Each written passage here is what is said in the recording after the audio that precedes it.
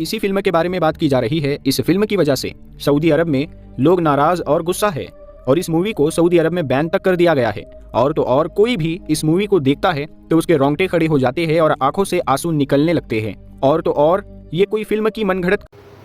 अस्सलाम वालेकुम वरहमतुल्लाहि वबरकातुहू। उम्मीद है आप सब खैरियत से होंगे। मैं भी अल्हम्दुलिल्लाह, अल्लाह का लाख लाख शुक्र है सन खैरियत से। और इंशाल्लाह जिस रिएक्शन नूर हदीस चैनल का नाम है, इनके चैनल का लिंक मैं डिस्क्रिप्शन बॉक्स में दे दूँगा। आप लोगों ने सब्सक्राइब करिएगा और मेरी वीडियो बनते रहिए। बड़ी इंपॉर्टेंट वीडियो है आज की दोस्तों, बहुत बेहतरीन वीडियो है आज की। वीडियो बेहतरीन इसलिए है कि ये हाल ही में एक फ़िल्म रिलीज हुई नेटफ्लिक्स पे। वैसे तो ये फिल्म बहुत पहले रिलीज़ हुई थी, लेकिन नेटफ्लिक्स पे ये रिलीज़ हुई है, लेकिन उस पर बहुत हंगामा हो गया, ख़ास करके गल्फ़ कंट्री यानी कि सऊदी अरब जैसे मुल्कों में। तो ये फिल्म बैन कर दी गई है। और इस क्यों बैन कर दी गई है, ऐसा इस फिल्म में क्या दिखाया गया है, तो हम ये सब कुछ जानेंगे इस वीडियो के ज़रिए से। तो वीडियो को आपको एंड तक ज़रूर देखना है और शेयर ज़रूर करिएगा और लाइक करिएगा। और सबसे अहम बात इसमें जो दिखाया गया है कि किस तरह से लोग वहाँ जाते हैं और किस तरह से समझ लीजिए कभी कभी तो ऐसा हो जाता है कि बस बेचारे वो वहीं जाके फंस जाते हैं, उनको बकरियाँ चलाने दे जाते हैं, मतलब धोखाधड़ी बहुत होती है। इस सब चीज़ों से बचें, इस फिल्म में यही दिखाया गया। आइए किस तरह से दिखाया गया, क्या है सच्चाई, क्या हकीकत है कि सऊदी अरब इतना नाराज़ हो गए इंडिया की इस फिल्म से। तो बिना देरी वीडियो स्टार्ट करते हैं, फिर बात करते हैं। दोस्तों, पिछले कुछ दिनों से सोशल मीडिया पर भारत में बनी इस फिल्म से बहस छिड़ चुकी है। सिर्फ इसी फिल्म के बारे में बात की जा रही है। इस फिल्म की वजह से सऊदी अरब में लोग नाराज और गुस्सा है और इस मूवी को सऊदी अरब में बैन तक कर दिया गया है। और तो और कोई भी इस मूवी को देखता है तो उसके रोंगटे खड़े हो जाते हैं और आंखों से आंसू निकलने लगते हैं। और तो और ये कोई फिल्म की मनगढ़ंत कहानी नहीं है, बल्कि ये फिल्म रियल लाइफ स्टोरी पर, यानी इस फिल्म में जो भी दिखाया गया है वो सचमुच हो चुका है। मार्च में रिलीज हुई फिल्म पर अब हंगामा क्यों हो रहा है? दरअसल कुछ दिन पहले ही नेटफ्लिक्स पर रिलीज हुई है, जिसके बाद में इसे देश विदेश में देखा जा रहा है। फिल्म की खूब तारीफें भी हो रही है, लेकिन सऊदी अरब में कुछ लोग इसे सऊदी अरब का अपमान बता रहे हैं। कहा जा रहा है कि इसमें सऊदी के लोगों को जालिम दिखाया गया है। देश के नाम पर फीलिंग हर्ट होने का एक अकेला मामला नहीं है, लेकिन फिल्म में जो कुछ दिखाया गया उसमें सऊदी अरब के इतिहास की एक ऐसी सच्चाई है जिसे अनदेखा नहीं किया जा सकता। सऊदी अरब में इन दिनों एक इंडियन मूवी की खूब चर्चा है, उसका नाम है द गोट लाइफ। कहा जा रहा है कि इस फिल्म ने सऊदी के लोगों को बेवजह बदनाम किया है। IMDb के फिल्म रेटिंग वाले सेक्शन में जाएंगे तो फिल्टर बाय कंट्री करने पर आपको दिखाई देगा कि सऊदी अरब के 90% लोगों ने फिल्म को 10 में से 1 रेटिंग दी है। इतना ही नहीं, मिडल ईस्ट के मुद्दे पर फोकस रखने वाली न्यूज़ लाइन मैगजीन के मुताबिक सऊदी सोशल मीडिया में इन दिनों फिल्म के खिलाफ हैशटैग जैसे Goat Life does not represent us, hashtag Saudi is a red line, ऐसे हैशटैग वहाँ पे वायरल हो रहे हैं। मामला यही तक रुका नहीं है, फिल्म में एक बड़ा किरदार निभाने वाले एक्टर अल बलूशी को निशाना बनाया जा रहा है। एक दूसरे एक्टर आकिफ नजीम ने फिल्म में अपने रोल के लिए माफ़ी मांगी है। इस हंगामे की आखिर वजह क्या है? वजह है ये मूवी। ये एक ऐसे भारतीय की कहानी है जो काम करने के लिए सऊदी पहुंचता है और गुलाम बन जाता है। लोगों का कहना है कि सऊदी की ये गलत इमेज दिखाई जा रही है, हालांकि फिल्म की कहानी असली जिंदगी पर बेस्ड है। तो दोस्तों, क्या है फिल्म में दिखाए गए शख्स की असली कहानी, ये सब जानेंगे आज की इस वीडियो में। अस्सलाम वालेकुम, मेरा नाम है शाहिद पठान और आप देख रहे हैं नूर हदीस यूट्यूब चैनल। कहानी शुरू होती है नजीब मोहम्मद नाम के एक शख्स के साथ। साल था 1993। केरला में मजदूरी करके पेट पालने वाला नजीब बेहतर जिंदगी की तलाश में था। केरला से बहुत से लोग खाड़ी के देशों को जा रहे थे काम करने के लिए।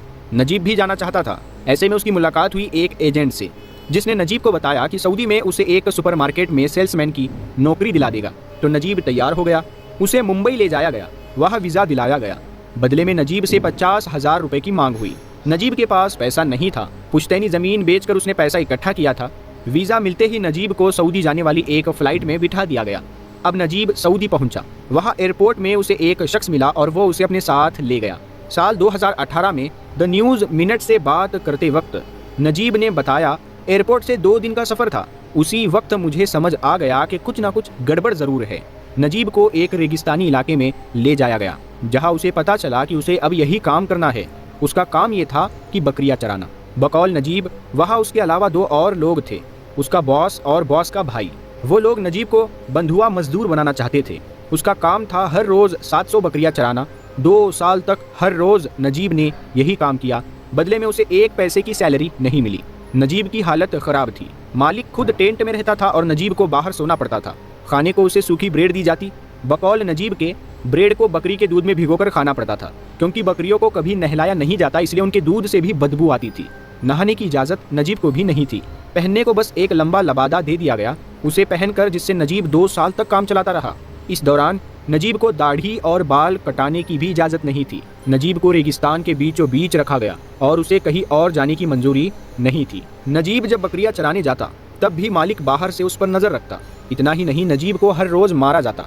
नजीब के हिसाब से उसके आंसू देखकर भी मालिक को दया नहीं आती थी और उसे काम करवाया जाता। एक इंटरव्यू में बातचीत करते हुए नजीब बताते हैं, मुझे लगता था मेरी ज़िंदगी यही ख़त्म हो जाएगी। जब मैंने घर छोड़ा मेरी बीवी प्रेग्नेंट थी, उनकी कोई खबर मुझ तक नहीं आती थी। नजीब इन हालात में 1995 तक बंधुआ गुलामी करता रहा। इन सालों में नजीब ने किसी से बात भी नहीं की थी क्योंकि उसे अरबी भाषा नहीं आती थी। बकौल नजीब, मालिक उसे अपनी भाषा में बोलता था। समझ ना आने पर कई बार वो गलती से सफ़ेद के बजाय काली बकरी उठा लाता और तब उसे और ज़्यादा मार पड़ती। नजीब हर रोज़ सोचता कि कैसे उसे मौका मिले तो वो वहाँ से भाग जाए। एक रात जब मालिक टेंट में सोया था, नजीब को मौका मिला। मालिक का भाई भी उस रोज़ वहाँ नहीं था, इसीलिए नजीब वहाँ से भाग खड़ा हुआ। रास्ते में उसे कुछ पता नहीं चल रहा था, लेकिन रेगिस्तान में वो भागता रहा। कई घंटों बाद उसे पानी की एक धार दिखाई पड़ी। यहाँ उसे एक शख्स मिला। बातचीत से नजीब को पता चला कि वो भी मलयाली है और उसी की तरह फंसा हुआ है। नजीब ने इसके आगे भागना जारी रखा। 1.5 दिन पैदल चलने के बाद उसे एक रोड दिखाई दी। उसने हाथ दिया और किस्मत से एक नेक इंसान ने गाड़ी रोक दी। वो नजीब को अपने साथ रियाद ले गया। रियाद में नजीब को एक मलयाली रेस्तोरां मिला। उसमें नजीब को खाना और कपड़े मिले। नजीब के कुछ जान पहचान के लोग भी रियाद में थे। नजीब उनके पास पहुंचा, मदद मांगी। दिक्कत ये थी कि नजीब के पास पासपोर्ट और वीज़ा कुछ भी नहीं था। ये पहले ही जब्त कर लिया गया था, इसीलिए नजीब ने खुद को पुलिस के हवाले कर दिया। नजीब ने 10 दिन जेल में गुजारे। बकौल नजीब, जेल में गुजारे दिन रेगिस्तानी आज़ादी से कहीं बेहतर थे। जेल में उसे खाना, कपड़ा सब कुछ मिल रहा था। सोने के लिए बिस्तर भी मौजूद था। जेल में कुछ दिन रहने के बाद आखिर में पुलिस ने उसकी हालत समझी और नजीब को वापस इंडिया भेज दिया। नजीब जब केरला पहुंचा, उनका बेटा 2 साल का हो चुका था। वो कुछ दिन घर पर ही रहा और 2 साल बाद उसे बहरीन में नौकरी मिल गई। इस तरह नजीब की कहानी कंप्लीट होती है। आगे चलकर मलयालम राइटर बिन्यामीन को जब नजीब की कहानी का पता चला तो उन्होंने इस पर एक नॉवेल लिखी जिसका नाम था आदू जीविथम। इस नॉवेल को 2009 में केरला साहित्य अकादमी अवार्ड भी मिला और ये इतनी फेमस हुई कि कई दूसरी भाषाओं में इसका ट्रांसलेशन किया गया। साल 2024 में इस कहानी पर एक फिल्म भी बनी जो मार्च 2024 में रिलीज़ हुई थी। इसी फिल्म से सऊदी में लोग नाराज़ हुए। मार्च में रिलीज़ हुई फिल्म पर अब हंगामा क्यों हो रहा है? दरअसल कुछ दिन पहले ही नेटफ्लिक्स पर यह रिलीज़ हुई है, जिसके बाद इसे देश विदेश में देखा जा रहा है। फिल्म की खूब तारीफ़ें भी हो रही है, लेकिन सऊदी अरब में कुछ लोग इसे सऊदी अरब की तौहीन या अपमान बता रहे हैं। तो दोस्तों, ये था हमारा रिएक्शन।